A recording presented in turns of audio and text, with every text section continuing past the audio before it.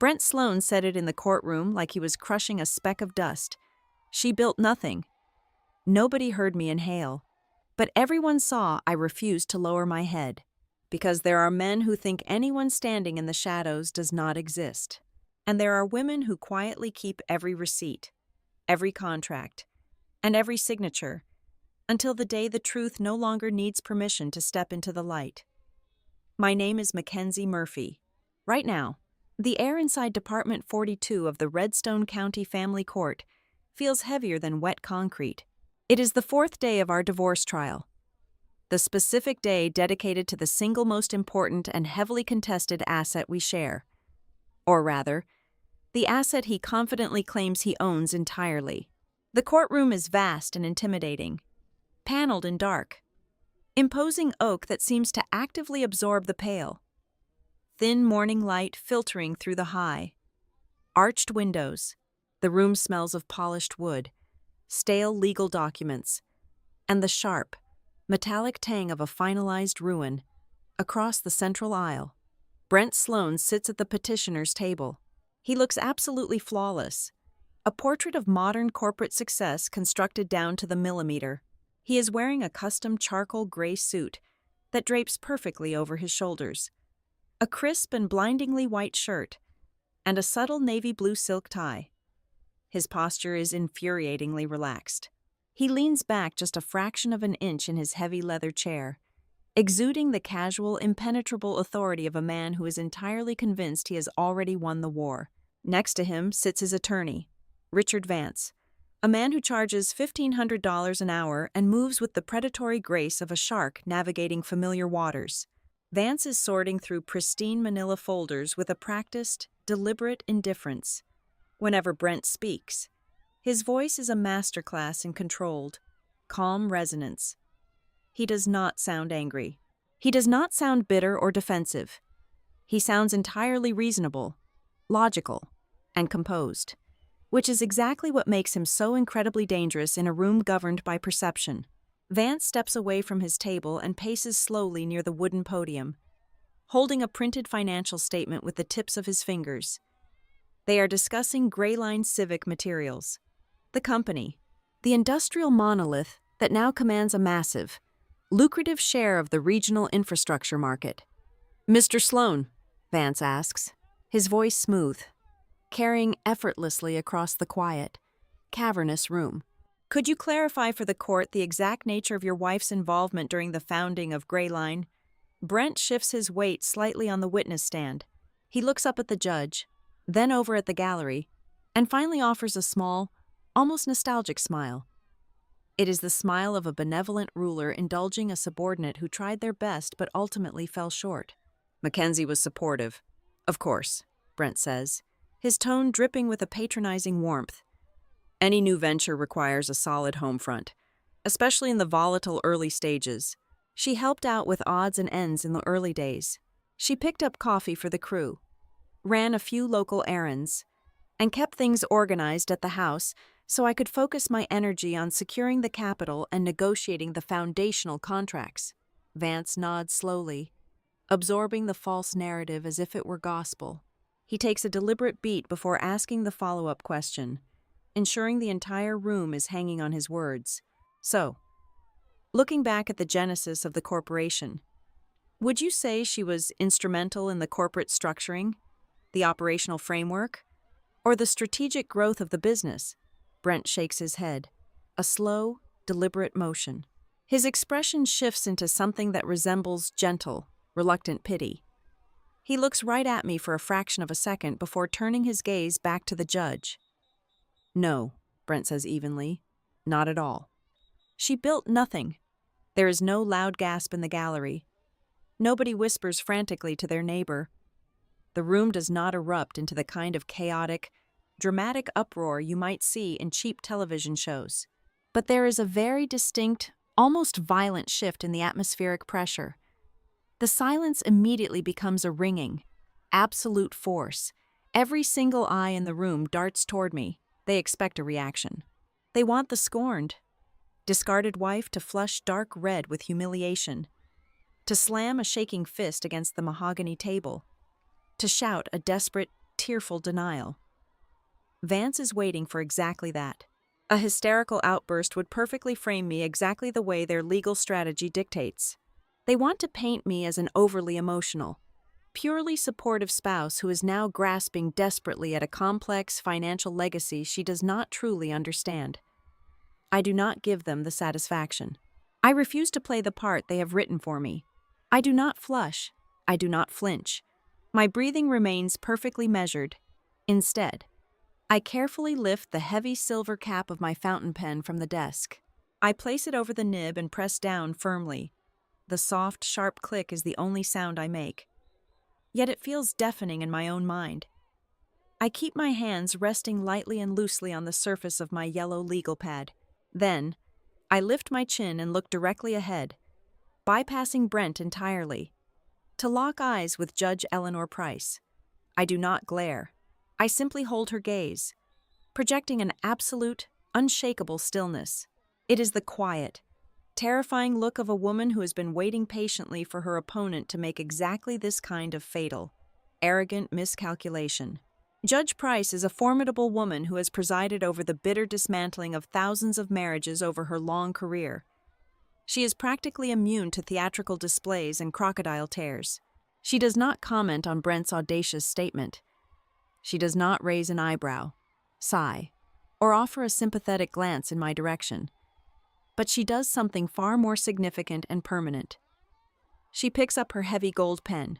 She looks down at her thick, leather-bound notebook resting on the elevated bench, and she writes a single, short line on the open page. The stroke of her pen is deliberate, carving the dark ink permanently into the paper. She is writing down exactly what Brent has just sworn under oath. By saying those 3 words, he has officially locked himself into a definitive narrative. He has legally denied my existence in the foundation of the empire. He has drawn a line in the sand that he can never cross back over. I look away from the judge and slowly lower my eyes to my own hands, which are still resting quietly on the polished wood of the table. My nails are neatly manicured now, perfectly filed and coated in a neutral, professional gloss. My skin is smooth, soft, protected by expensive daily lotions and a comfortable life lived entirely inside climate-controlled executive offices. But as I stare intensely at my fingers, the pristine, wealthy image begins to blur and dissolve. I remember these hands 13 years ago.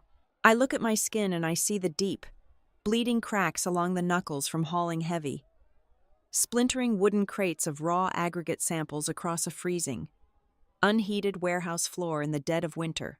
I can vividly feel the dull, persistent, throbbing ache deep in the joints of my fingers from typing thousands upon thousands of rows of complex material price sheets. I remember hunching over a cheap laptop with a broken hinge, the screen flickering weakly, at 2 a.m, night after night, while Brent slept soundly in the other room. I look at my right index finger and I can still feel the stiff, permanent calloused ridge formed from gripping a cheap plastic ballpoint pen. Pressing down hard to sign the very first vendor guarantees, those crucial guarantees were not backed by Brent's charm or his non-existent strategic genius. They were backed entirely by my own personally drained savings account. My money, my signature, my risk.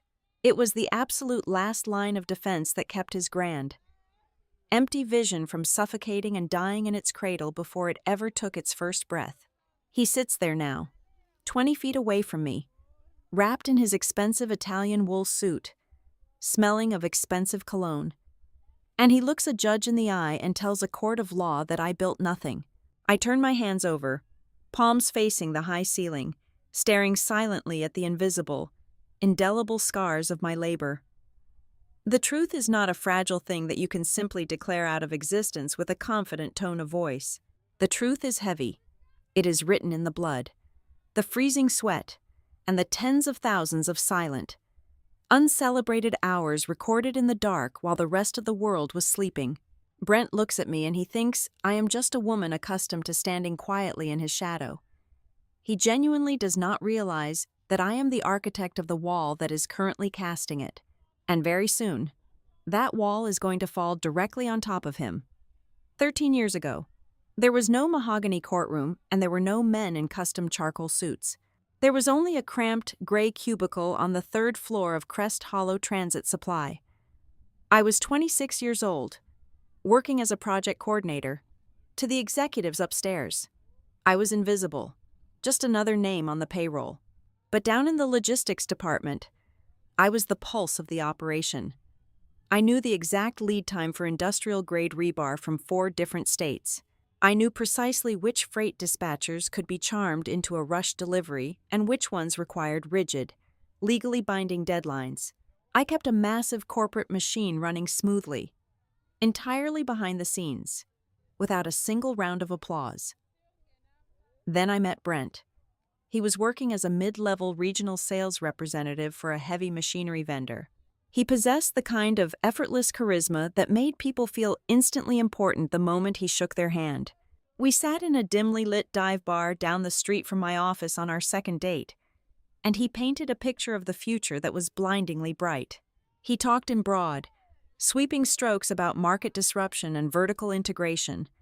He had a massive, burning ambition, but absolutely no system to support it. His financial discipline was completely non-existent. He kept important client phone numbers scrawled on the backs of damp cocktail napkins and routinely forgot to log his travel expenses until the accounting department threatened to withhold his checks. "I just need to get out from under these corporate dinosaurs, Mac," he told me that night, leaning across the sticky wooden table. "I have the vision. I know I can build an empire. I just need someone who understands how to build the tracks while I drive the train." When he looked at me and talked about his dream of building a business from the bare dirt up, I did not see his administrative flaws or his chaotic nature. I saw a man who needed an anchor, and I was exactly that. I saw a true partnership. We were married exactly 6 months after that conversation. I honestly believed we were stepping onto the battlefield as a unified team. When Grayline Civic Materials officially incorporated, there was no grand ribbon-cutting ceremony. There was no press release. There was only a leased, drafty, concrete floor garage situated in a rundown industrial park right next to a deafening highway overpass. Brent quit his sales job immediately to act as the face of the new company. I kept my demanding day job at Crest Hollow for the first 8 months just to make sure we could afford to buy groceries and pay our apartment rent. I would finish my shift at 5 o'clock, drive 40 minutes across town, and walk into that freezing garage at 6 o'clock in the evening to begin my second shift. While Brent was out buying rounds of expensive craft beer for local contractors and posing for photos at groundbreaking ceremonies, I was sitting under a single, flickering fluorescent bulb, painstakingly building the actual infrastructure of the company. I constructed the complex pricing matrices from absolute zero. I drafted the standard operating procedures that dictated how we handled everything from a missed delivery to a damaged pallet. I mapped out the delivery logistics. I wrote the dense, technical bidding profiles. I sourced the domestic supplier lists and relentlessly negotiated our net 30 payment terms so we would not go bankrupt in our first quarter. I drafted the ironclad contract templates that protected us from liability when shipments inevitably arrived late. Then came the moment we needed a real warehouse to store bulk inventory. The commercial landlord demanded a massive, non-refundable security deposit. Brent simply did not have the cash. His personal credit score was a complete disaster left over from his reckless bachelor days. So, without hesitating, I logged into my personal bank portal. I stared at the screen for a long time. Then, I transferred $25,000. It was every single dime I had painstakingly saved since graduating college. I wired it directly to the property management firm for the deposit, because I loved my husband, and because I naively believed we were building our shared future together. I did not demand my name on the commercial lease. I allowed the property paperwork to be filed under the corporate limited liability structure that Brent had set up with a cheap online legal service. It was a structure where he held 99% of the voting shares. "It is just much easier for the tax filings this way," he told me one night, kissing the top of my head as I signed the waiver. "We are married. What is mine is yours. We are in this together." Our division of labor solidified into a painful, exhausting reality very quickly. Brent was the outward-facing entity. He shook the hands. He picked up the tabs at expensive steakhouses using the company credit card I made sure was paid off every month. He came home smelling of cigar smoke, expensive bourbon, and networking success. I was the engine grinding in the dark. I stayed up until 3 a.m. reconciling the messy weekly ledgers he left behind. I was the one frantically calling dispatchers at 5 a.m. to track down a replacement flatbed truck when our primary driver called in sick. I was the one managing the crushing, suffocating weight of our weekly debt, manually shifting funds between checking accounts just to make sure our suppliers got paid on time and did not cut off our credit lines. Those first 12 months were physically and mentally brutal. There were weeks where the cash flow was so incredibly tight, I felt physically nauseous from the stress. We spent countless nights sleeping right there at the warehouse because it made no logical sense to spend the gas money driving home just to turn around 3 hours later. We had 2 cheap, terrible canvas folding chairs in the tiny back office. We would push them together and sleep fully clothed under a scratchy gray wool blanket. But when my phone alarm went off in the freezing pitch black at 4 a.m, only one of us stood up. Brent would simply roll over, pull the blanket tighter around his shoulders, and sleep for another 3 solid hours. I would rub my burning eyes, make a pot of terrible, bitter coffee, sit down at my battered laptop with the broken hinge, and meticulously revise the pricing profiles for the morning municipal bids. I would hit send on those crucial emails before the sun even peeked over the horizon, without consciously planning for a legal war a decade later. I developed a quiet, obsessive habit that would eventually become my only salvation. I am by nature an organized person, but the absolute chaos of keeping Greyline alive demanded something bordering on paranoia. I started saving absolutely everything. I did not just save the final, polished PDF documents. I saved the messy first drafts. I kept every single email correspondence with nervous vendors where they explicitly bypassed Brent and asked for my final approval on material changes. I backed up the raw spreadsheets on external hard drives, preserving the digital metadata that proved my late-night edits. I kept digital copies of the daily delivery schedules, the desperate text messages from Brent asking me to fix a botched quote he had confidently sent out, and the banking confirmation numbers from the times I covered the employee payroll with my own personal credit cards. To anyone else, they were just ordinary files. They were folders named with dates and boring project codes. It was just terabytes of mundane, administrative data. But as the long years went by, that digital trail quietly grew into an impenetrable fortress. I did not know it then, shivering in a cold, concrete warehouse before dawn. But I was meticulously cataloging the very DNA of Greyline Civic Materials. I was preserving the undeniable, time-stamped proof of who actually laid the heavy bricks, while the man who merely painted the front door was out convincing the entire world he had built the whole house with his bare hands. It was the second week of February, during the most brutal winter our state had seen in 20 years. We had miraculously secured a massive municipal stormwater pipeline bid. It was the exact kind of high-profile infrastructure contract that was supposed to finally pull Greyline out of the scrappy startup phase and put us on the map with the major commercial developers. Then, at 4 o'clock on a Thursday afternoon, the phone rang.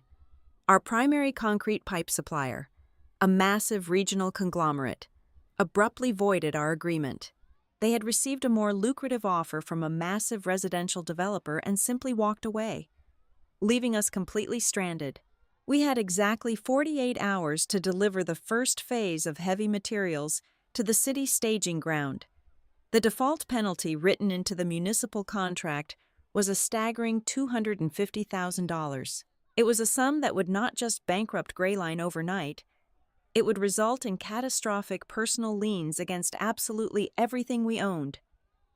Brent completely panicked. The charismatic salesman vanished, replaced by a terrified man who had no idea how to actually fix a broken supply chain. He paced the small office, rubbed his face aggressively, yelled at a dispatcher who had nothing to do with the problem, and finally went home at 8 o'clock that evening, thoroughly defeated. He told me to start drafting the corporate bankruptcy paperwork. I did not go home. I did not panic. I opened my laptop, pulled up my meticulously maintained vendor database, and started making phone calls. Between 9 o'clock that night and 6 o'clock the next morning, I essentially performed a commercial miracle. I tracked down 3 separate, smaller secondary manufacturers located 2 states over. I ruthlessly negotiated the unit prices down by 15% to offset the astronomical emergency freight costs. I completely rewrote the complex delivery schedules, coordinated the cross-state logistics, and bypassed the standard procurement delays by leveraging personal favors I had quietly built up with regional dispatchers over the past 2 years. By the time Brent walked back into the office at 9 o'clock in the morning, looking pale and completely resigned to failure, the replacement trucks were already loaded, weighed, and moving fast on the interstate highway. We hit the city municipal deadline with exactly 3 hours to spare. That freezing night was the turning point. It was the exact moment Greyline stopped merely surviving and actually started dominating. We secured our permanent reputation with the city procurement office. But terrifyingly, it was also the exact moment the history of our company began to be quietly and systematically rewritten by my husband. The narrative shifted very subtly at first. At an upscale industry dinner 2 weeks later, I sat quietly beside Brent as he regaled a table of influential general contractors with the dramatic story of our survival. He did not mention my frantic overnight phone calls. He did not mention the 3 separate manufacturers I had sourced. He leaned back in his leather chair, swirled his expensive amber bourbon, and smiled with perfect, practiced humility. "You have to be a strategic brain in this industry," Brent told them, his voice smooth and confident. "You have to anticipate the macroeconomic supply chain collapse before it happens and aggressively pivot the macro strategy. Thankfully, I have Mackenzie here. She is just incredibly great at logistics and executing the details." I swallowed my dry red wine. I was no longer the savior of the company. I was merely the hired help, the capable assistant managing the minor paperwork for his grand, visionary strategy. Soon after that dinner, my name began mysteriously dropping off the calendar invitations for the major vendor negotiations and bank meetings. Previously, I had always sat right beside him, confidently answering the complex compliance and operational questions that he did not understand. Now, he would casually mention over breakfast that I should probably stay back at the office to oversee the dispatch board or manage the accounts receivable. Yet, every single compliance package he handed across those massive mahogany boardroom tables was researched, drafted, and finalized entirely by me. Every municipal estimate he proudly presented to the city planners was calculated down to the final cent by my proprietary spreadsheets. Whenever I tried to bring this up, or whenever I pointed out massive, dangerous operational flaws in his overly ambitious new expansion ideas, he never raised his voice, he never threw things, and he never cursed at me. If he had, it would have given me something tangible and ugly to fight against. Instead, he used a deeply insidious, weaponized patience that eroded my confidence over time. He would place his large hand over mine, offer a warm, patronizing smile, and gently shake his head like he was dealing with a worried child. "You are getting bogged down in the minutiae, Mac," he would say in a soft, incredibly reasonable tone. "You are just too detailed to see the big picture. Let me handle the heavy lifting of the macro growth and the strategic relationships. You just keep the home base organized for us." I desperately wanted to keep the peace. I loved him, and I genuinely, foolishly believed that in a marriage, true effort and undeniable competence would eventually speak for itself. I did not demand a fancy executive title on my business cards. I did not demand the bright spotlight at the networking events. I certainly did not demand that we sit down with a corporate lawyer to formally revise the shareholder structure to accurately reflect my massive sweat equity. I simply kept my head down, swallowed my pride, and worked harder. Then came the day we finally hired an expensive external accounting firm to formalize our corporate payroll and human resources. The company was now growing at an astonishing rate of 40% year over year, an expansion entirely sustained by the rigid, flawless operational procedures I had authored. Brent enthusiastically handed me my first official employment contract across the kitchen island. I scanned the crisp white document and felt my stomach completely drop. He had officially classified me as an administrative manager. My official salary was firmly set at $60,000 a year. It was exactly what a mid-level secretary or a basic data entry clerk would make in our city. "It is just for the corporate tax brackets," he assured me quickly, deliberately avoiding eye contact as he flipped through his own massive, multi-tiered executive compensation package. "All the real money flows back into our joint household accounts anyway. It does not really matter what the paper says, right? We are a team." But it did matter. It mattered more than anything. The more financially successful Greyline became, the more Brent evolved into the benevolent, generous provider. He bought a sprawling, custom-built house in the affluent suburbs. He bought me a luxury European sedan with a red leather interior. He would frequently look around at our expensive, perfect life, smile proudly at his friends, and remind me of everything he had graciously given me. He truly believed he had rescued me from a mediocre, middle-class existence. It was a suffocating, quiet tragedy playing out in slow motion. I walked through the grand hallways of my beautiful, expensive house, and I finally understood a terrifying reality. There are debts in this world that have absolutely nothing to do with money. The most crushing, unforgivable debt of all is a stolen truth. He had taken my sleepless nights, my crushing anxiety, my raw intelligence, and my relentless grit, and he had seamlessly repackaged them as his own innate genius. I was no longer an equal partner in a shared dream. I was a well-compensated ghost, quietly haunting the massive, profitable machine that I had built with my own two hands. The death of a marriage is rarely a sudden, violent explosion. It is almost always a slow, silent leak in a dark room. Brent never raised a hand to me. He never threw a heavy glass against the living room wall. He never screamed ugly insults at me in the driveway. And he never did anything that would leave a visible, undeniable bruise. That was exactly what made him so incredibly lethal. He dismantled my sanity, my confidence, and my professional standing with a terrifying strategic politeness.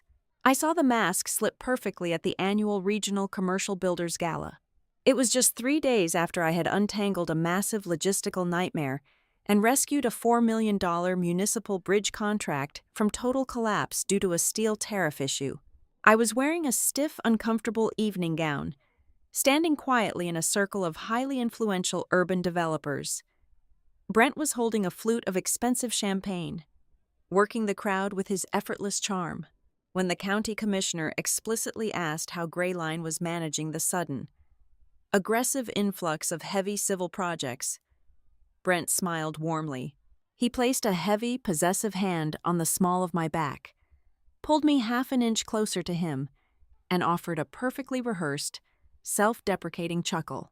"Well," Brent said, his voice dripping with public affection and private poison, "I handle the heavy lifting on the macro scale, the late nights, the high-stakes negotiations, the vision, and Mackenzie here is the organized one at home. She makes sure my suits are pressed. She keeps the kitchen stocked, and she makes sure the personal checkbook balances so I can keep my head in the game." He did not blink. He just erased my entire existence as a foundational executive right to my face, cloaking the humiliation in the bulletproof guise of a loving, appreciative husband. I stood there, feeling the cold glass in my hand, and realized he was testing the waters of my complete erasure. The freeze-out began digitally, and it was masterfully, quietly executed over the course of several months. I started noticing the subtle shifting of my digital footprint within the corporate servers, the primary vendor communication threads, the complex relationships I had initiated and nurtured for years, were suddenly routed directly to Brent and a newly hired team of junior associates. My administrative login credentials for the master banking portal, a portal I had literally coded and built from scratch during our garage days, were quietly downgraded from full authorization to a restricted, view-only status when I cornered our external IT contractor, a nervous young man named David. He looked terrified. He stared intensely at his shoes and mumbled a vague excuse about new security protocols mandated by the executive board. There was no executive board. There was only my husband, systematically locking doors I had built.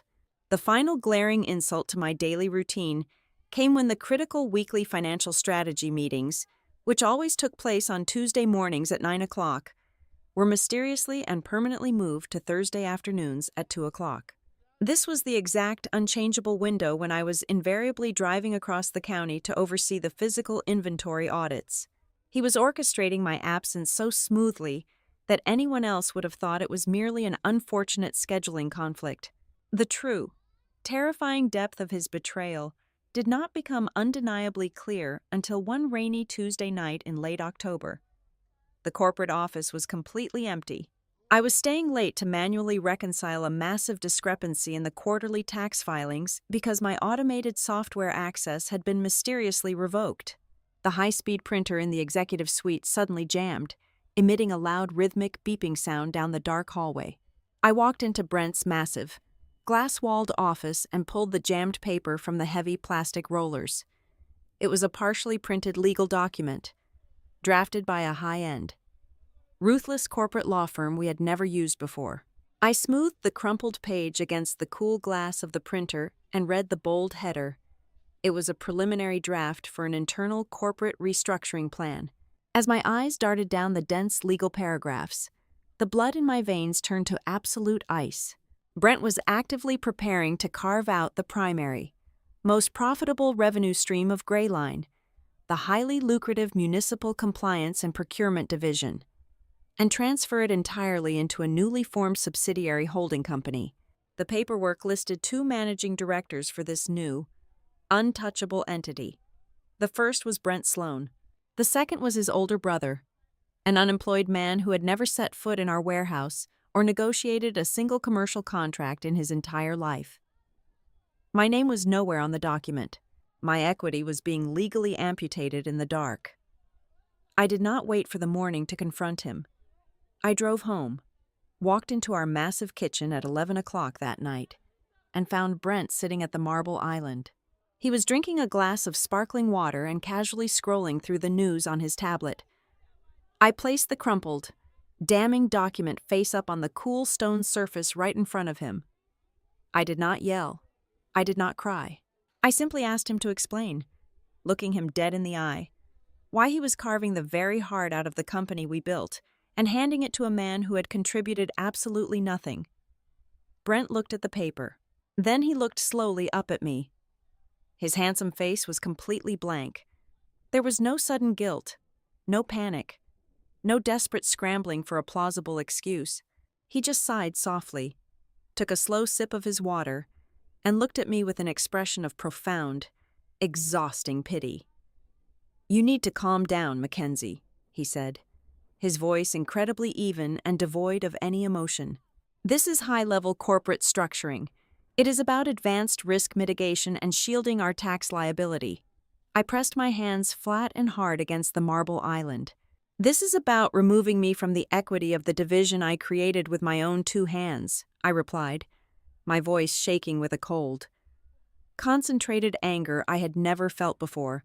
He stood up, towering over me in the dim, expensive kitchen light. He did not offer an apology. Instead, he delivered the single, devastating line that finally severed whatever frayed, dying thread still connected us as husband and wife. "You do your part well, Mackenzie," he said quietly, his eyes cold and empty. "But do not confuse doing the paperwork with building the company. I am the company." That sentence was the fatal cut. It was the exact moment I stopped looking at him as a deeply flawed partner and started seeing him as a hostile, incredibly dangerous adversary. He was not just minimizing my role to stroke his fragile ego. He was meticulously preparing to wipe my fingerprints off the entire empire before he locked the doors and threw me out into the cold. The realization was physically sickening. But the universe had one more cruel, twisted revelation waiting for me.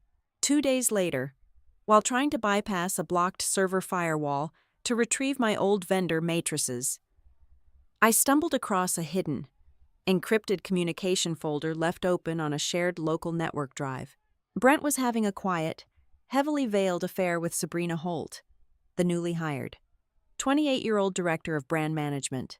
The messages were deeply inappropriate, full of hotel room numbers, late-night dinner reservations, and sickeningly sweet promises. Yet, as I sat in the glow of my monitor reading the illicit text messages, I did not feel the crushing, breathless agony of a broken heart. I felt absolutely nothing regarding his physical infidelity. The true, breathtaking shock came when I opened the attached workflow schematics saved in that exact same hidden folder. Sabrina, a woman who did not know the fundamental difference between industrial rebar and commercial-grade cement, had been quietly granted master approval authority over the municipal compliance bids. He was not just sleeping with her. He was literally handing his mistress the keys to the operational kingdom I had bled for a decade to build. A lesser woman would have screamed until her throat bled. A lesser woman would have marched into the corporate lobby the very next morning, thrown a hot coffee cup at the glass walls, slapped Sabrina across the face in front of the entire staff, and demanded half the company in a tearful, hysterical rage. Brent was counting on exactly that. He desperately wanted me to act crazy. He wanted a messy, highly emotional breakdown so he could point his finger, look at the board of directors, and calmly explain that his wife had lost her grip on reality and needed to be removed for the good of the business. I gave him absolutely nothing. I walked out of the office, drove home in complete, chilling silence, and sat alone in my dark living room until the sun came up over the manicured lawn. I did not confront him about Sabrina. I did not mention the holding company ever again. Instead, I drove to a generic electronics store the very next morning and purchased 3 high-capacity, encrypted hard drives using physical cache. I spent the next 14 nights systematically downloading, copying, and archiving every single piece of foundational metadata, every original drafted contract, every hidden bank transfer, and every single unedited email thread that proved my absolute, undeniable ownership of Greyline's operational soul. And on the 15th day, at exactly 1 o'clock in the afternoon, while my husband was out buying an expensive lunch for his mistress, I picked up my cell phone. I scheduled a completely confidential consultation with the most ruthless, brilliant family law litigator in the entire state. The marriage was dead, but the war for my legacy had officially begun. I walked into the law offices of Ava Kincaid on a rainy Tuesday morning. Ava was not the kind of family law attorney who offered plush couches, boxes of tissues, and sympathetic nods. Her office was stark, lined with heavy legal volumes and entirely devoid of personal photographs. She was a woman of remarkably few words, known throughout the state judiciary as a silent, lethal predator in the courtroom. When I sat down across from her heavy mahogany desk, she did not offer me a warm smile. She did not ask me how much my heart hurt or how I was coping with the emotional betrayal of my failing marriage. Ava leaned forward, steepled her fingers, and asked 3 very specific questions. Who created the operational processes? Ava asked, her voice flat and businesslike. Who formally approved the capital expenses? And who exactly has the undeniable digital footprint on the corporate server system? I reached into my leather tote bag and placed the 3 encrypted hard drives onto her desk. I do, I replied simply. That was the beginning of our war council. We did not waste time discussing Brent or his newly appointed mistress. Instead, we spent dozens of quiet nights sitting at the long wooden table in my kitchen, far away from the marital home I had quietly vacated. The only sounds were the hum of the refrigerator and the rapid clicking of my laptop keys. We meticulously opened every single archived email, every ancient PDF document, and every edit history I had pulled from the servers. We were not just reading old messages, we were painstakingly reconstructing the true, hidden skeleton of Greyline civic materials. Ava was a master of forensic corporate divorce. As we dug deeper into the metadata, a massive, undeniable legal contradiction began to surface. It was the first major trap we uncovered. "Look at this," Ava said one evening, tapping a manicured fingernail against a scanned copy of the company's very first commercial credit agreement.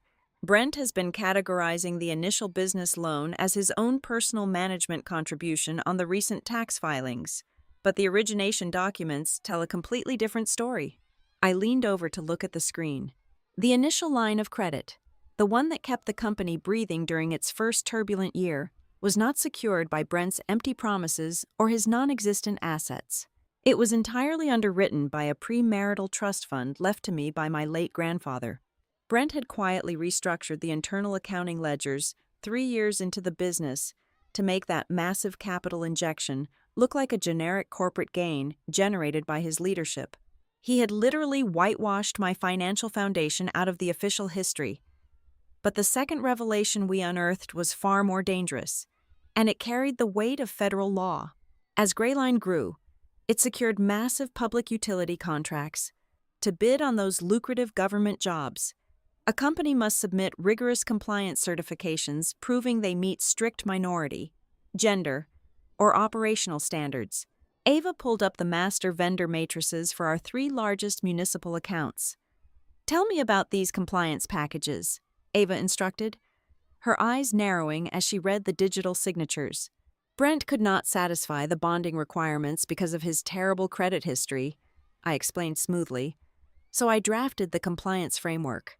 Every federal and state certification Greyline relied on was anchored to my operational credentials and my direct oversight.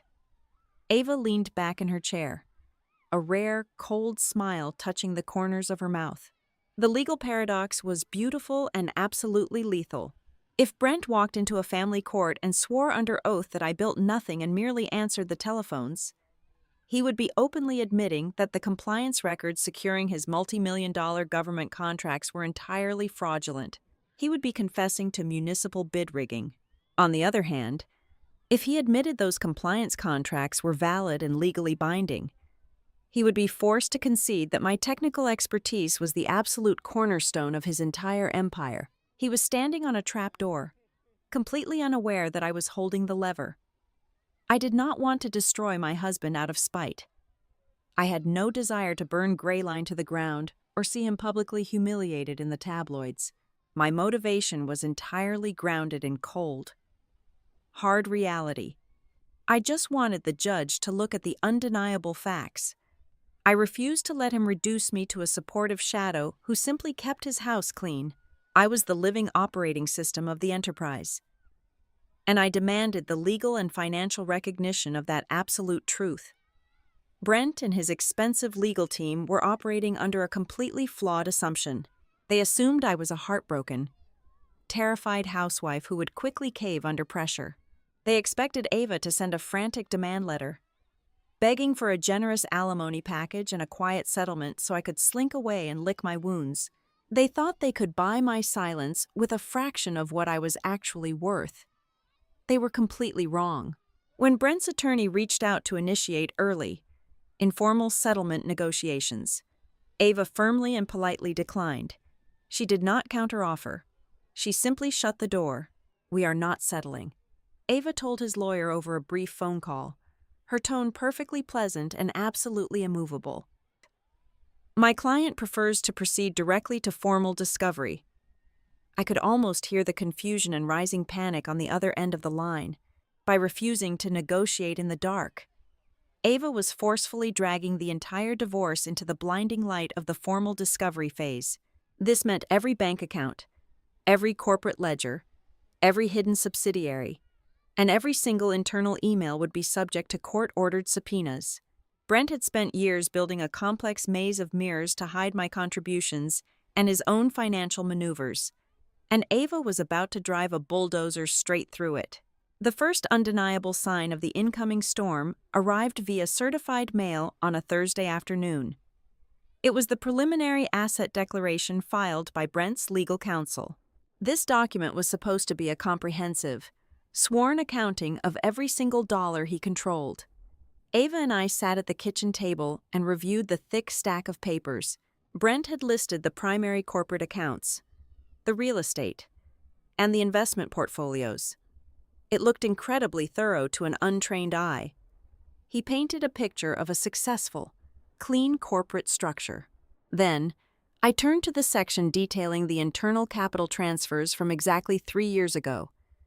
I scanned the columns of numbers, my eyes tracing the lines where I knew certain offshore holding accounts should be listed. I looked up at Ava, and I felt a profound, chilling sense of victory settle deep in my chest. "He left them out," I said quietly, tapping my finger on the page. "He deliberately omitted the 6 separate capital transfers he routed to the subsidiary holding company, the ones his brother supposedly manages." Ava pulled her own copy of the declaration closer, comparing it to the encrypted spreadsheet I had printed out days earlier. The spreadsheet that contained the exact routing numbers, the precise timestamps, and the undeniable authorization codes for every single missing dollar. "He signed this declaration under penalty of perjury," Ava stated, her voice dropping to a low, satisfied murmur. "He thinks you do not have the receipts." Brent was playing chess against a ghost he thought he had already banished. He had no idea that while he was busy rewriting history, I had quietly made copies of the original manuscript. The board had completely flipped, the pieces were locked into place, and my opponent had just confidently moved his king directly into the line of fire. Leaving the empire I built did not break me. It liberated me. I did not spend my days weeping in a dark bedroom, and I certainly did not frantically scroll through social media searching for validation or sympathy. Instead, exactly 14 days after walking out of the marital home, I signed a month-to-month commercial lease on a tiny second-floor office space located right above a quiet dry cleaner on the edge of the industrial district. I named my new firm North Ledger Advisory. It was a boutique consultancy specializing entirely in procurement systems and contract compliance. My new professional kingdom was not a sprawling executive suite with towering glass walls and panoramic views of the city skyline. It was a single, square room with scuffed hardwood floors. I furnished it with a heavily scratched, second-hand wooden desk I bought at a local estate sale, a perfectly adequate mid-range laser printer that squeaked when it warmed up, and a massive dry erase whiteboard. That board quickly became covered in sprawling logistical diagrams, color-coded vendor matrices, and rigid, non-negotiable project deadlines. My office was small. It smelled faintly of warm laundry starch drifting up from the shop below, and it was entirely, unequivocally, mine.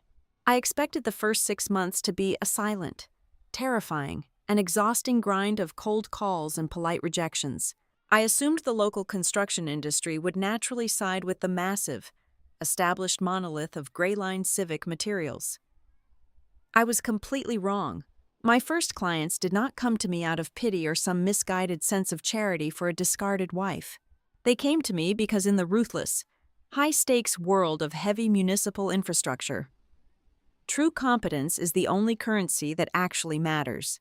The major players in our region knew exactly who had kept the massive Greyline machine running flawlessly behind the curtain all those years.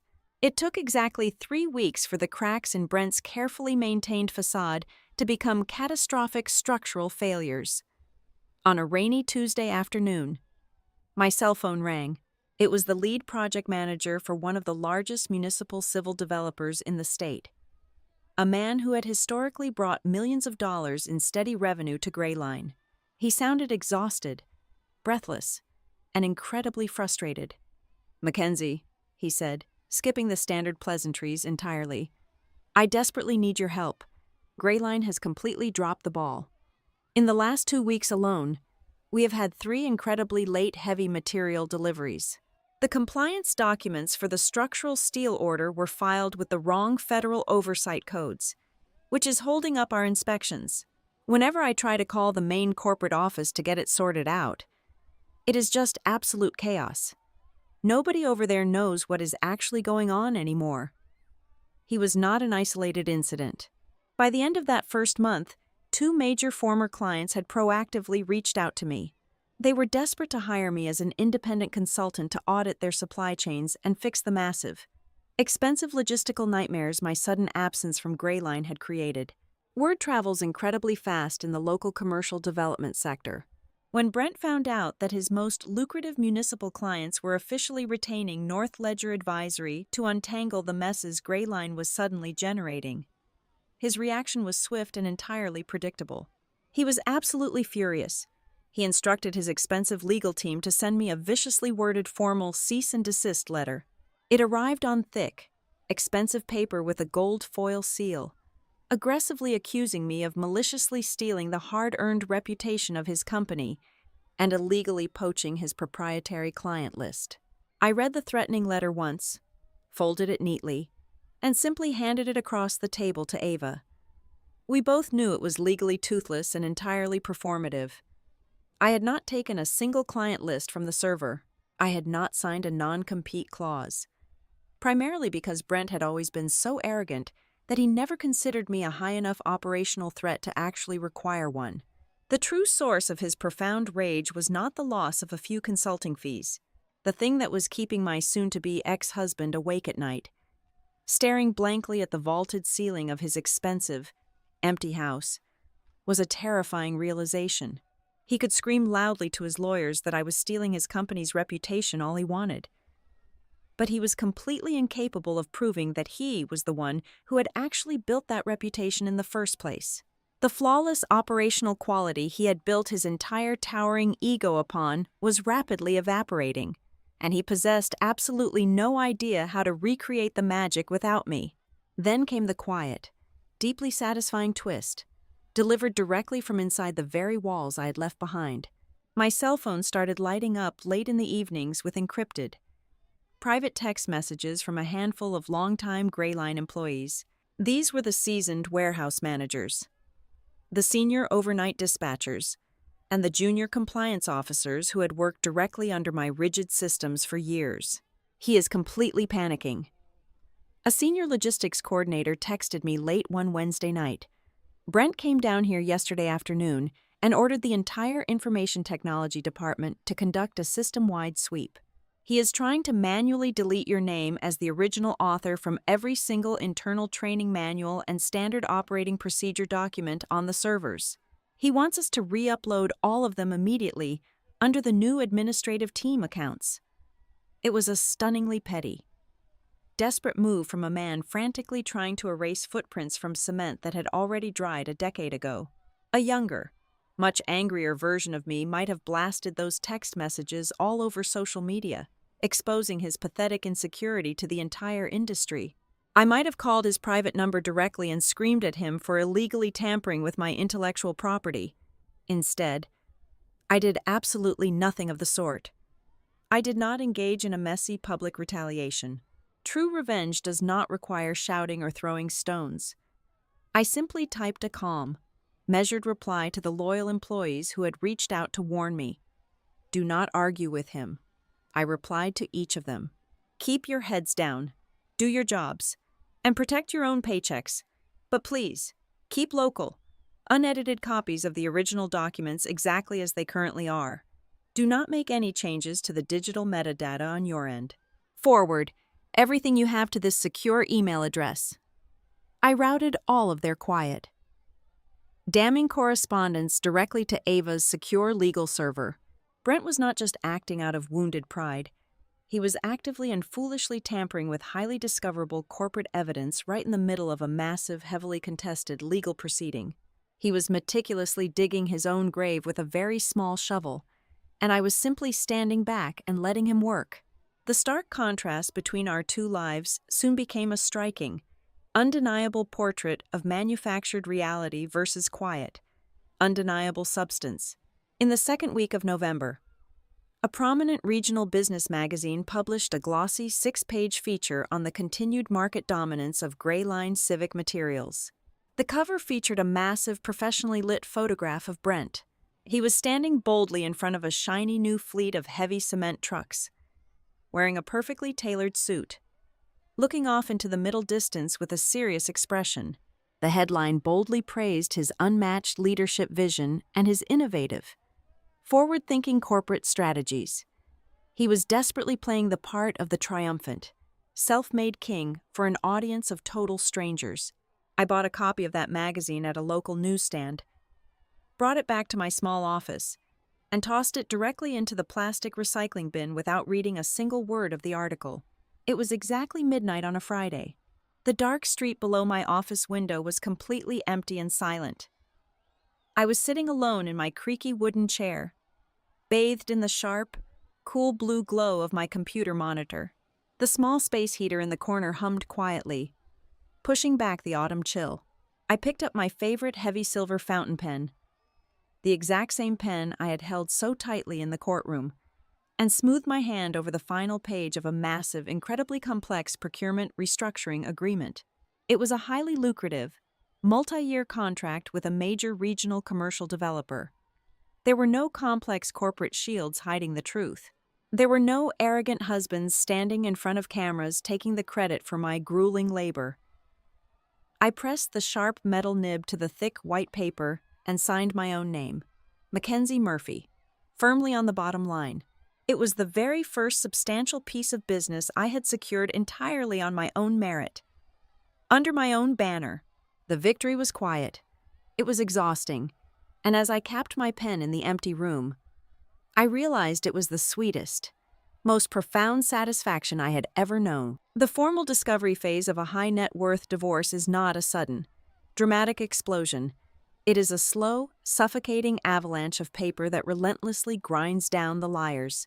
For months, Brent had confidently relied on a labyrinth of corporate shielding to protect his wealth, genuinely believing he was the smartest person in any room. But the discovery process ruthlessly stripped away the polished mahogany and the expensive suits, leaving nothing but the raw, unforgiving data. As Ava Kincaid and her team of forensic accountants tore through the initial waves of financial disclosures, the true architecture of Brent's deception finally came into sharp focus. The draft document I had discovered late that night in the office was merely the blueprint. He had actually executed the plan. He had established a subsidiary entity named Slate Run Procurement Holdings on all the official incorporation papers filed with the state. The sole managing director was his older brother.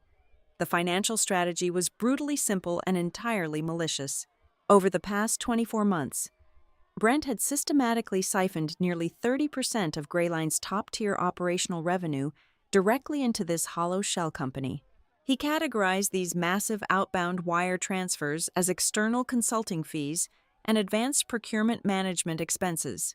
By bleeding the primary company dry, he artificially deflated the total valuation of the marital estate by millions of dollars. He firmly believed this convoluted structure would successfully lower the final divorce settlement and legally isolate the core wealth, proving on paper that I had absolutely no significant operational rights or equity in the profits. Ava did not waste her breath arguing with Brent's expensive lawyers over the doctored internal ledgers. She knew that arguing over fabricated spreadsheets was a fool's errand. Instead, she bypassed Brent entirely and launched a devastating counterattack. She drafted and executed a barrage of highly targeted subpoenas directed at unassailable third parties. She legally compelled the primary commercial banks, the commercial liability insurance underwriters, and, most dangerously, the Western Municipal Vendor Authority to turn over every single unredacted document bearing Grayline's corporate seal. When the heavy cardboard banker boxes from the Western Municipal Vendor Authority finally arrived at Ava's downtown office, the true scale of Brent's arrogance was laid bare on the long glass conference table. To qualify for and maintain their highly lucrative status as a preferred regional contractor, Grayline was legally required to undergo rigorous annual compliance audits. These massive public utility contracts were the very lifeblood of the company. Ava pulled out the heavy, notarized certification packets from the past 5 years and spread them across the table. Every single one of those critical, Profit-generating contracts was fundamentally anchored to my specific professional credentials. My name, Mackenzie Murphy, was prominently stamped across the pages as the Chief Operations and Compliance Officer. My detailed logistical frameworks, my safety matrices, and my personal signature were submitted as the proprietary backbone of their quality control standards. The legal paradox it created was absolutely beautiful, and it was entirely lethal. "This is the kill shot," Ava murmured softly, tracing her manicured finger over my signature on a state bidding document.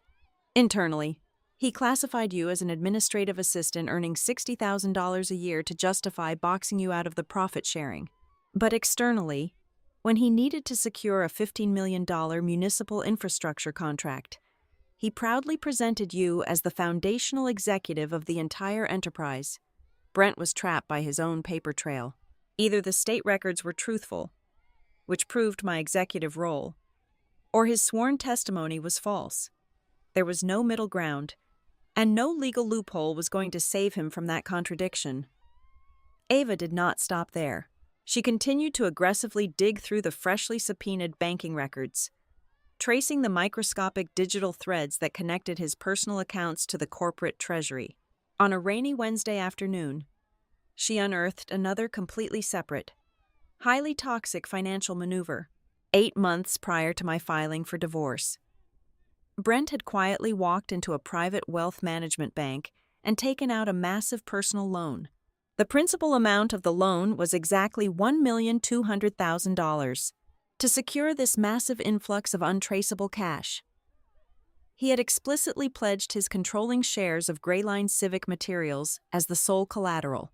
However, when Brent filed his mandatory, sworn financial disclosures with the family court at the very beginning of our divorce proceedings, this massive liability and the corresponding movement of cash were completely and deliberately omitted from the ledger. The sheer weight of the incoming discovery terrified Brent's legal team. They could no longer control the narrative, and the arrogant, untouchable posture they had maintained for months began to visibly fracture. Brent suddenly realized that the walls were rapidly closing in on him. He could not charm his way out of subpoenaed bank records, and he could not intimidate a paper trail. On a cold Thursday morning, Brent attempted to exert pressure through the back channels. He wanted to stop the bleeding before the evidence was formally entered into the public court record. Richard Vance, his fiercely expensive attorney, called Ava with a private, off-the-record message. They suddenly wanted to discuss a quiet, highly expedited settlement behind closed doors. I was sitting across from Ava when she took the phone call. She listened in absolute silence for 3 minutes, her face entirely unreadable, before hanging up the receiver and looking across the desk at me. "Richard Vance is officially sweating," Ava informed me, leaning back in her heavy leather chair. "He is offering a $3 million lump sum, tax-free, transferred into your accounts within 48 hours. The only condition is that we immediately halt all forensic accounting, withdraw the remaining subpoenas, and agree to permanently seal the discovery records from the public." Ava paused, her eyes narrowing slightly. Vance also included a personal message directly from Brent. "He strongly suggests you take the generous deal, walk away quietly, and, quote, do not push things too far, unquote." It was a classic intimidation tactic wrapped in a very expensive bribe. Brent was trying to buy his way out of a trap of his own making, using the very money he had hidden from me. He still fundamentally misunderstood who he was dealing with. He assumed I was a woman who could be managed, bought off, and frightened into submission with a stern warning. I looked out the window at the gray, sweeping city skyline. 3 years ago, the mere threat of his anger would have paralyzed me. I would have folded immediately to keep the peace and preserve the fragile illusion of our shared life. But sitting in that leather chair, listening to his desperate, clumsy attempt to retain control, I felt absolutely nothing but a deep, profound calm. The fear that had governed my marriage had completely evaporated. I did not need his $3 million to survive. And I certainly did not need his validation to know my own immense worth. I was already building my own empire from the ground up. I had become a woman who no longer required his permission to exist. And that was the one variable his strategic brain had never calculated. "Tell Mr. Vance that his generous offer is firmly declined," I said evenly, meeting Ava's sharp, calculating gaze.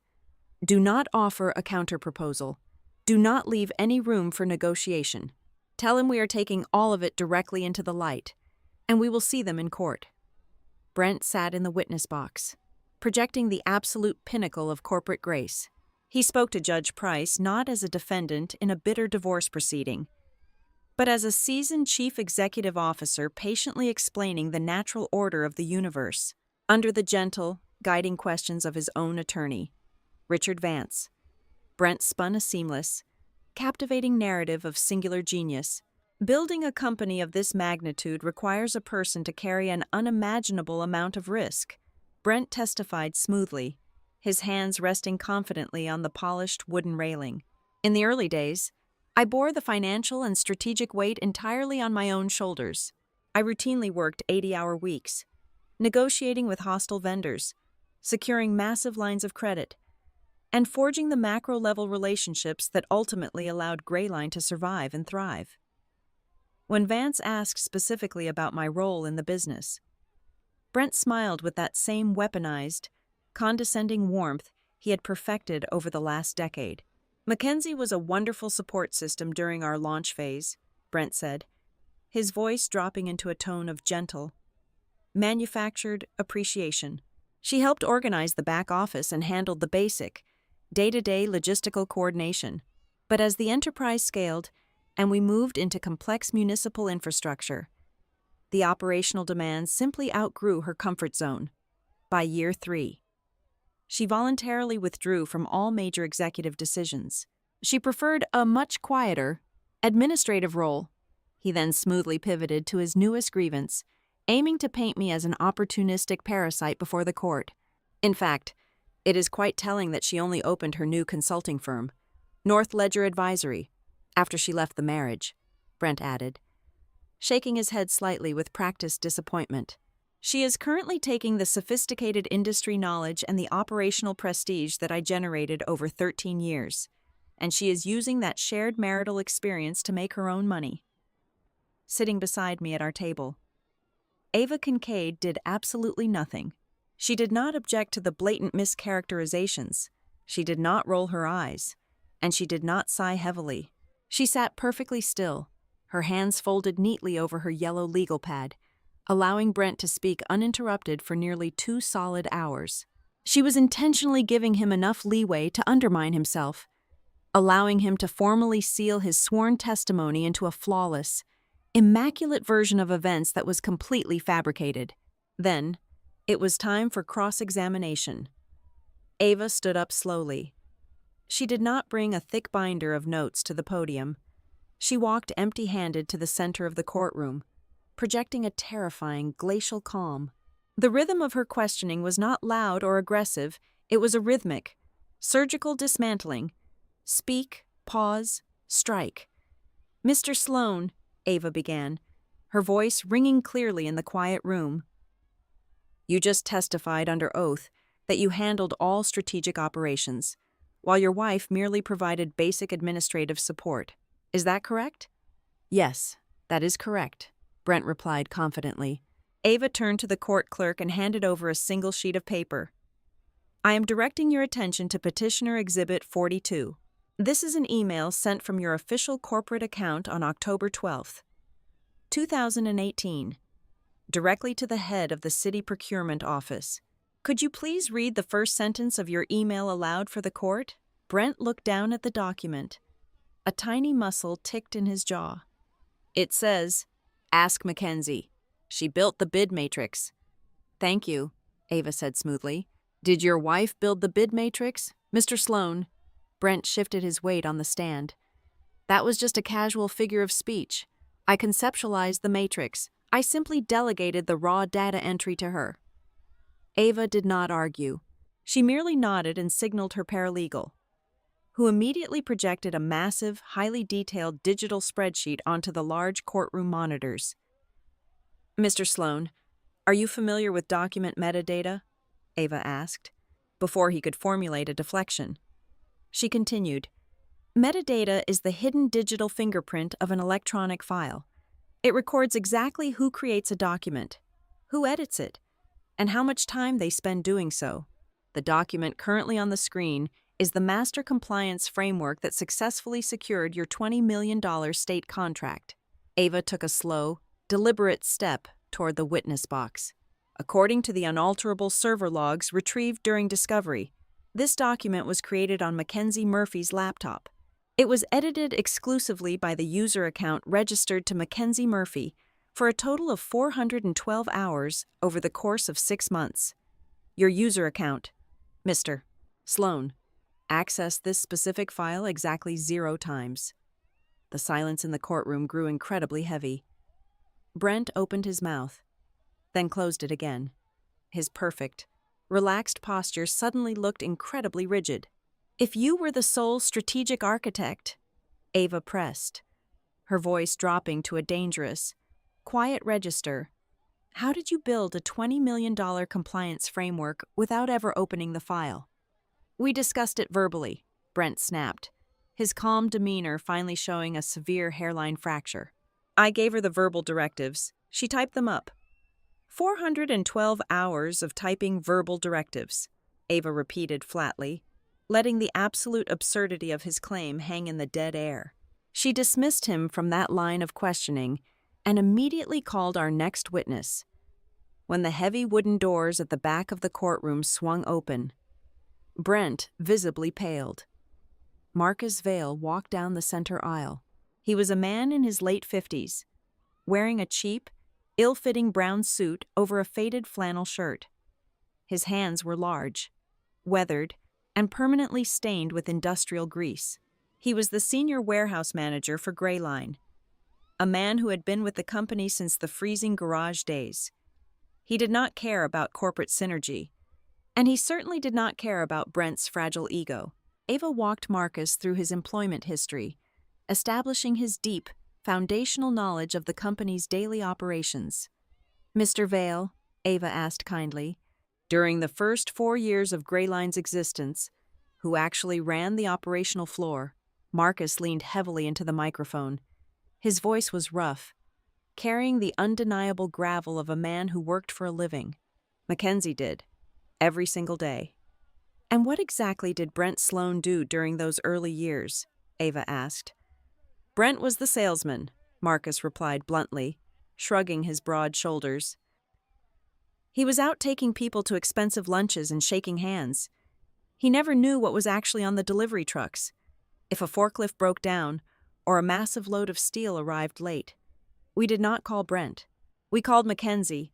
She was the only one who actually knew how to keep the lights on and the trucks moving." Richard Vance jumped to his feet, loudly objecting to the witness offering speculative conclusions. Judge Price swiftly overruled him, her eyes fixed intently on the grizzled warehouse manager. Ava moved in for the final, brutal question of the morning. "Mr. Vale, based on your direct, daily observation of the company's logistics, what would have happened to Grayline if Mackenzie Murphy had only been a supportive housewife running basic errands?" Marcus did not hesitate for a fraction of a second. He looked directly at Brent, his expression completely devoid of respect. "Grayline would have folded by the second winter. We would have gone completely bankrupt. She was the absolute spine of the whole operation. Everyone on the floor knew it." I sat quietly at my table, watching my husband. I had discovered his hidden corporate holding companies.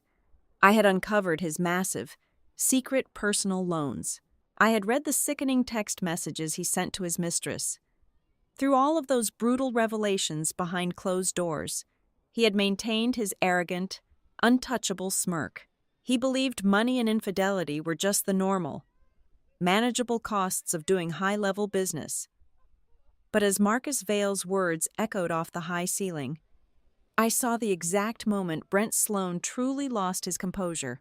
His face flushed a dark, angry red. His hands gripped the wooden railing of the witness stand so tightly his knuckles turned completely white. His eyes darted frantically around the room, realizing that the judge, the bailiff, and even his own fiercely expensive lawyers were all staring at him with a shifting perspective. He was not crumbling because he was losing half his money.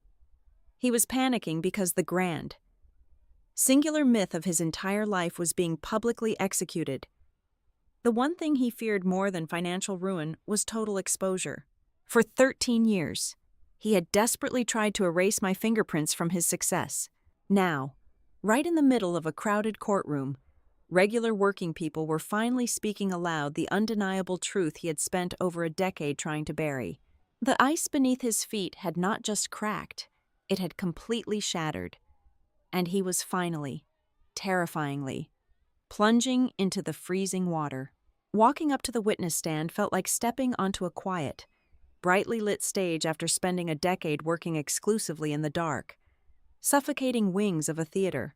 I placed my right hand on the Bible, swore to tell the absolute truth, and sat down in the heavy wooden chair. I did not look at Brent. I did not look at his expensive, aggressive attorney. I looked directly at Judge Eleanor Price. I did not weep. I did not let my voice tremble. And I made no attempt to paint myself as a tragic, helpless victim of a cruel husband. Victims ask for sympathy. I was there to demand an exact, mathematically precise accounting of my life. I spoke with a steady, even, and deliberate cadence. It was the exact same voice I used for years to calm down furious municipal dispatchers and negotiate with hostile debt collectors. That utter lack of melodrama made the absolute truth echoing off the courtroom walls infinitely heavier. Ava Kincaid approached the podium. She began by asking me to define my role during the first 4 years of the company. I did not answer with grand, sweeping corporate slogans about visionary leadership or disruptive market synergy. I answered with the grueling, unglamorous reality of the concrete dirt. Building a company is not about shaking hands at expensive charity dinners, I testified, my voice calm and ringing clearly through the quiet room. Building a company is receiving a frantic phone call at 20 minutes before midnight on a Tuesday because a freight dispatcher abandoned his route, leaving 3 flatbeds of industrial cement stranded on the shoulder of the interstate. It is waking up at 4 o'clock on a Monday morning to discover the international steel tariffs shifted over the weekend, meaning every single bid you submitted the previous week is suddenly operating at a catastrophic loss. And you have exactly 3 hours to manually recalculate and resubmit the estimates before the city procurement office opens. It is manually rotating the outstanding vendor invoices on the 25th of every single month, deciding which supplier gets paid and which one gets a legally binding promise, just so the payroll checks do not bounce on the first. I paused, letting the heavy, undeniable reality of those mundane tasks settle over the gallery. I did not have an executive title printed on a glossy business card. I continued smoothly. I did not need one. Countless women have built the actual, weight-bearing spine of massive enterprises from the kitchen table, performing the exact, exhausting labor that nobody ever bothers to frame and hang on a boardroom wall. I was the one who made sure the company actually survived long enough for my husband to go out and take the credit for it. Ava did not let the momentum stall.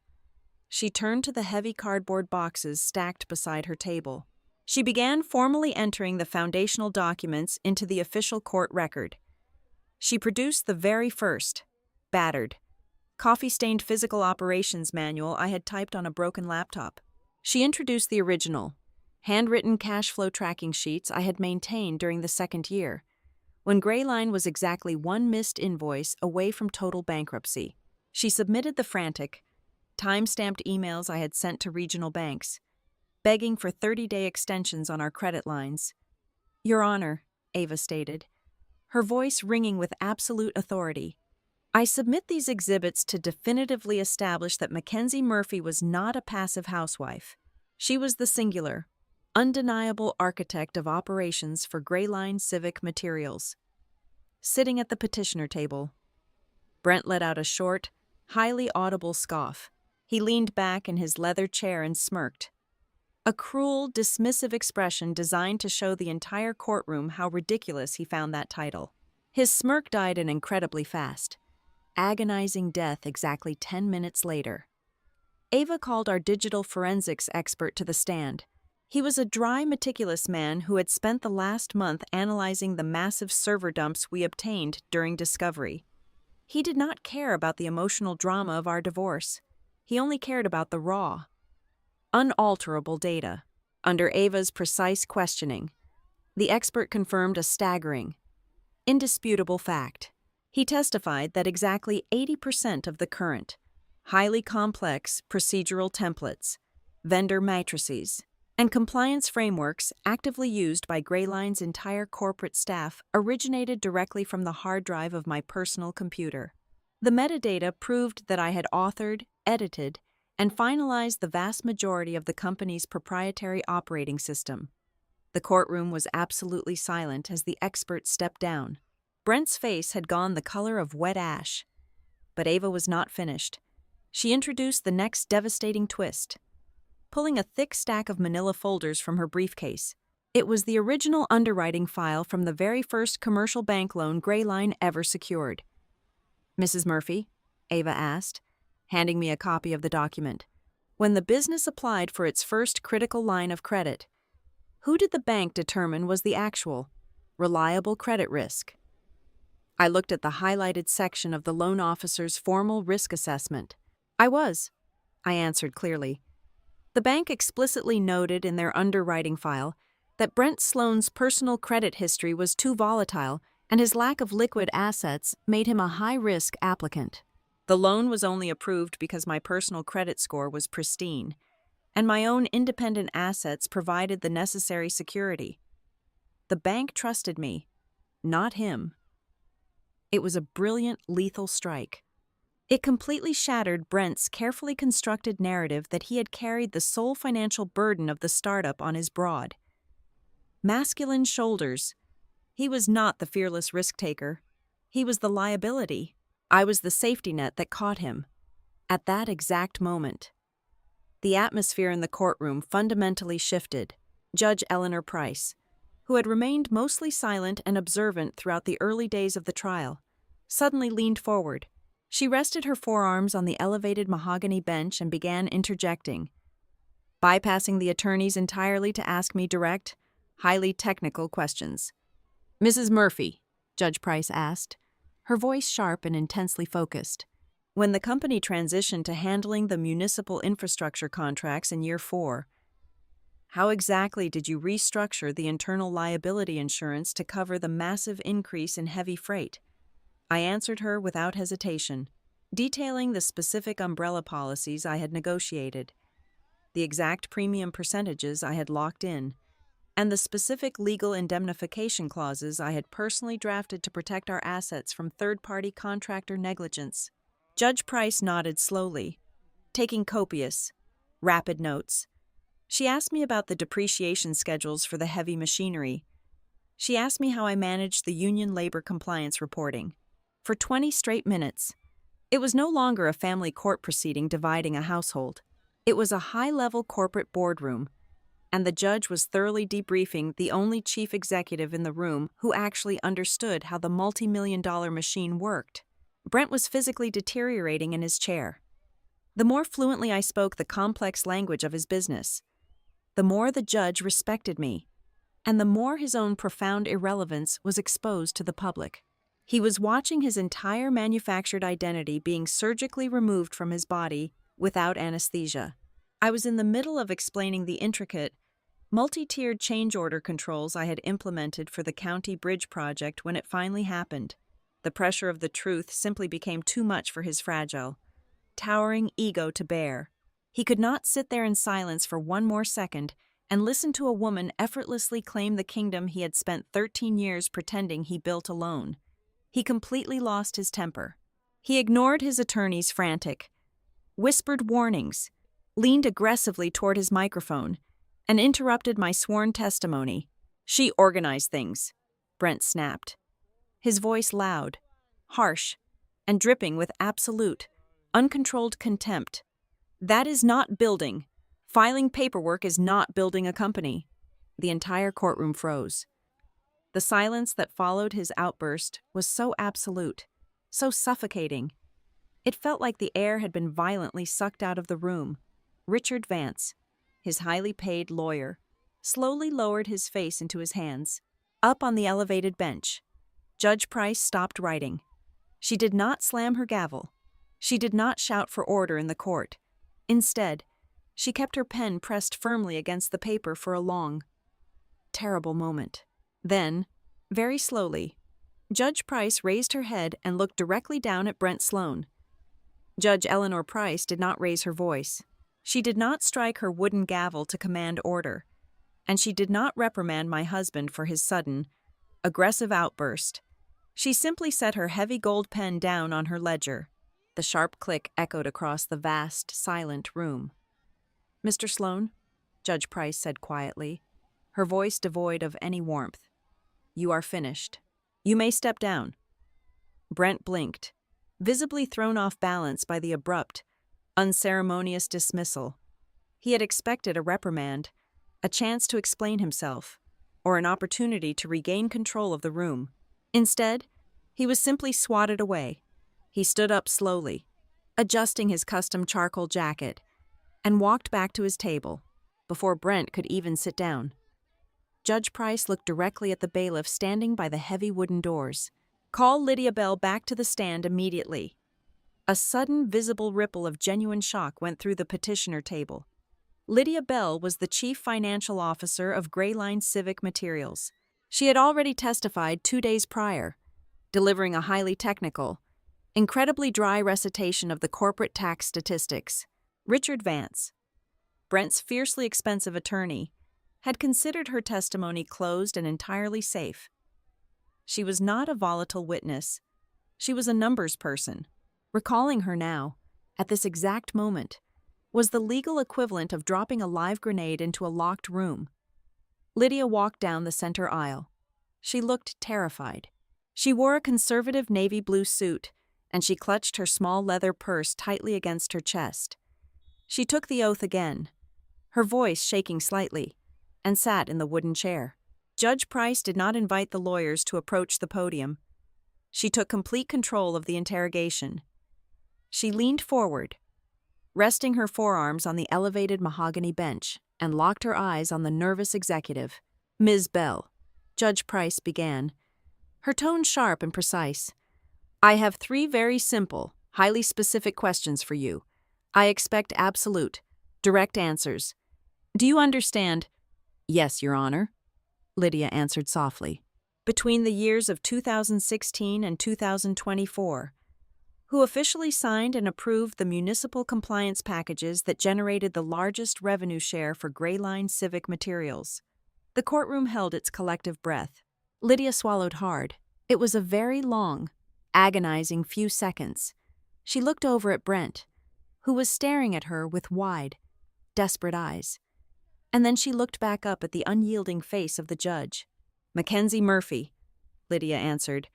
"Speak clearly into the microphone, please," Judge Price instructed without missing a beat. "Mackenzie Murphy," Lydia repeated, her voice ringing clearly across the gallery. "Question 2. The judge continued relentlessly, not allowing the defense any time to recover. "Who created the foundational vendor matrix and the internal change order controls that the company is actively utilizing as of 9 o'clock this morning?" Lydia gripped the edge of the witness stand. The loyalty she owed to her current boss completely evaporated under the crushing weight of federal perjury laws. That was also Mackenzie Murphy. Judge Price reached across her desk and opened a thick, worn manila folder. I recognized it instantly, the underwriting file from our first commercial bank loan. "Final question, Ms. Bell," Judge Price said, tapping her finger against the highlighted text. "When this company secured its initial startup financing, a loan that prevented immediate insolvency during its first year, whose personal assets were exclusively leveraged to guarantee the debt." Lydia did not even need to look at the file. She knew the company ledgers better than anyone. It was Mackenzie Murphy. Judge Price closed the folder. The heavy thud sounded like a vault door locking shut. She looked away from the witness and turned her gaze directly onto Brent Sloane. "Mr. Sloane," Judge Price began, her voice carrying the absolute. freezing authority of the state. You sat in this courtroom and swore under penalty of perjury that your wife built nothing. You characterized her as a passive entity, a supportive spouse who merely organized the home. Yet, when I reconcile your highly confident sworn testimony with the official bank records, the state compliance certifications, and your own executive payroll ledger, a very different, undeniable reality emerges. She paused, letting the crushing weight of her words settle over him. Your testimony in this court is fundamentally and entirely devoid of credibility, Judge Price stated flatly. Furthermore, after reviewing the late-stage discovery documents regarding slate-run procurement holdings, the court finds clear, undeniable evidence that you engaged in a deliberate, highly calculated campaign to conceal, misrepresent, and illegally diminish the true value of the marital estate. The final ruling was a surgical execution of his entire empire. Judge Price announced that she was officially applying an adverse inference against Brent because he had lied and hidden assets. The court was legally bound to assume the absolute worst regarding his unverified finances. She ordered an immediate, independent financial revaluation of Grayline Civic Materials, with all presumptions of hidden value falling strictly against him. But the final blow was the division of the estate. Because of his egregious financial misconduct, Judge Price awarded me a disproportionately large, permanent share of the core corporate assets. Furthermore, she ordered that I be immediately reimbursed for my initial personal seed capital, complete with compounded interest from the very first day I wrote the check, accompanied by severe, punishing financial sanctions against Brent for his deliberate attempt to conceal the subsidiary accounts. When the judge finally struck her gavel and adjourned the court, I looked over at the petitioner table. Brent was trying desperately to maintain his composed, stoic mask. He sat up straight, adjusting his tie, trying to look like the wealthy, untouchable chief executive he had always pretended to be. But the most painful detail for him was not the loss of the money. It was the absolute loss of the illusion. Nobody in that vast room looked at him like a winner anymore. The bailiff, the court clerk, and the gallery all looked at him with quiet, undisguised contempt. The most agonizing moment came when Brent turned to his left to whisper something to his attorney. Richard Vance, the man who charged $1,500 an hour to protect him, deliberately looked down at his yellow legal pad. For several long, agonizing seconds, Vance completely avoided his own client's eyes, physically and professionally distancing himself from a sinking ship. There was no dramatic screaming. I did not leap up from my chair and cheer. I did not walk over to Brent to deliver a final, gloating insult. I simply capped my silver fountain pen, placed it carefully into my leather tote bag, and walked down the center aisle. I pushed open the heavy double doors of the courthouse and stepped outside. The cold, bright afternoon sunlight hit my face, and the sharp winter wind carried the distant sounds of city traffic. As I walked down the wide granite steps, my cell phone vibrated deep inside my bag. I pulled it out and looked at the screen. It was an automated email notification from the Regional Municipal Vendor Authority. It was the final, official confirmation that North Ledger Advisory had just been awarded a massive, multi-year procurement auditing contract. It was a contract I had negotiated, drafted, and secured entirely by myself. I stood there on the busy sidewalk, feeling the cold screen of my phone against my palm. A deep, profound peace washed over my entire body. I finally understood that the sweetest, most intoxicating part of this victory was not watching Brent lose his money or his pride. The true reward was simply the undeniable truth. The heavy, official record of my life had finally been corrected, and it was finally calling out the exact, rightful name of the person who had built it all. Thank you so much for listening to this story. Please let me know in the comments where you are listening from so we can connect and share our thoughts together. And if you enjoyed this journey, I would love to invite you to subscribe to the Olivia Revenge Stories channel, like this video, and support me further by hitting the hype button so that the story in this video can be heard by many more people.